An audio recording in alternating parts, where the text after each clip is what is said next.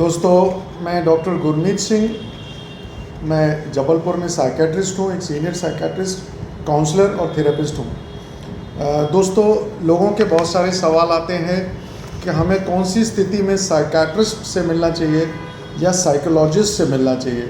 देखिए, इसमें डिफरेंस जो है वो ये है कि साइकेट्रिस्ट या जिसे मनोचिकित्सक या मनोरोग विशेषज्ञ, मानसिक रोग विशेषज्ञ भी कहते हैं, ये डॉक्टर MBBS के बाद साइकोलॉजी में, साइकेट्री में स्पेशलाइजेशन करते हैं और साइकोलॉजिस्ट को मनोवैज्ञानिक भी कहते हैं।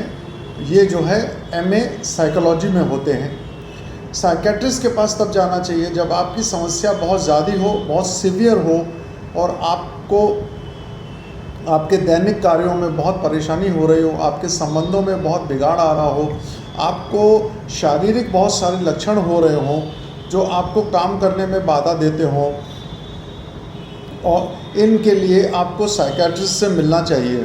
साइकेट्रिस्ट आपको दवाई लिखते हैं, तो आपकी प्रॉब्लम को एसेस करते हैं और दवाई लिखते हैं।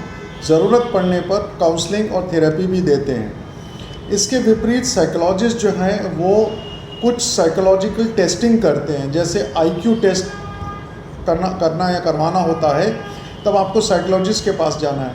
साइकोलॉजिस्ट जो हैं वो बहुत सारी मानसिक बीमारियों के लिए साइकोमेट्रिक टेस्ट भी करते हैं।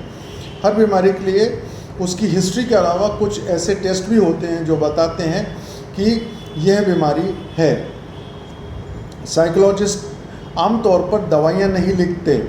साइकोलॉजिस्ट आपको काउंसलिंग या थेरेपी देते हैं, आपकी प्रॉब्लम को एसेस करते हैं, आपको बिहेवियर मॉडिफिकेशन सिखाते हैं, आपको कोपिंग स्किल्स सिखाते हैं और साइकेट्रिस्ट के सहायता के लिए साइकेट्रिस्ट और साइकोलॉजिस्ट मिलकर आपको दवाइयाँ और काउंसलिंग से बहुत बेहतर मानसिक स्वास्थ्य देने के काबिल होते हैं। तो साइकोलॉजिस्ट की ज़रूरत हमें बिल्कुल उतनी ही है जितनी साइकेट्रिस्ट की।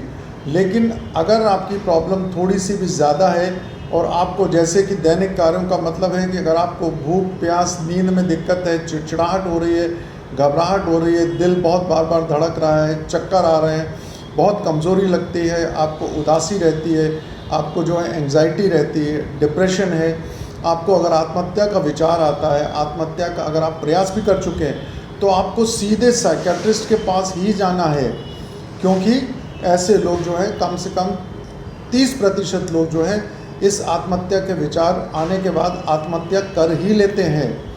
तो साइकेट्रिस्ट एंड साइकोलॉजिस्ट दोनों में अंतर समझिए।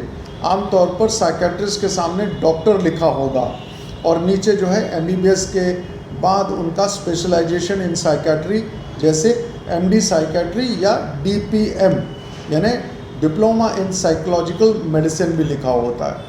तो कोशिश करें आप शीघ्र अतिशीघ्र अपनी परेशानी को इस काबिल समझें कि सहायता के लिए आपको किसके पास जाना है, डॉक्टर के पास या साइकोलॉजिस्ट के पास।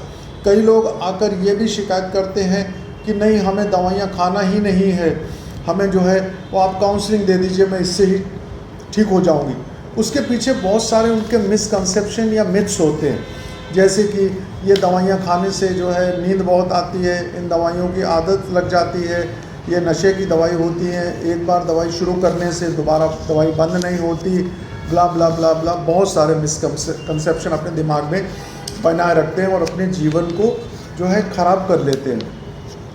तो साइकोलॉजिस्ट की ज़रूरत आपको होनी चाहिए जब आपको परेशानी लगती है कि बहुत माइल्ड है या बहुत कम है और थोड़े से सुझाव से ये ठीक हो सकती है, या फिर जहाँ आपको लगता है कि साइकोलॉजिस्ट के पास जाने के बाद मैं अपनी कुछ समस्या कह लूँगी। कहते हैं ना कि कुछ बातें जब मैंने कह ली तो मेरा मन हल्का हो गया और मैंने जो है मुझे अच्छा लगने लगा।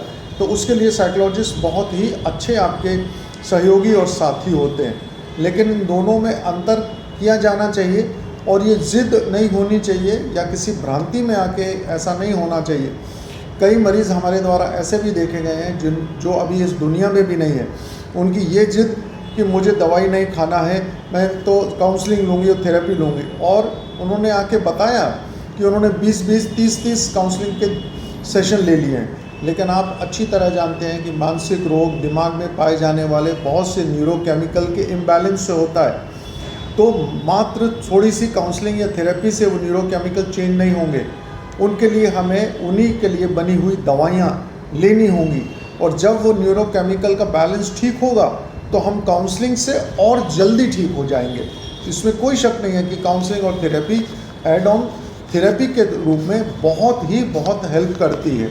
अपने मानसिक स्वास्थ्य का ध्यान रखिए। Thank you so much.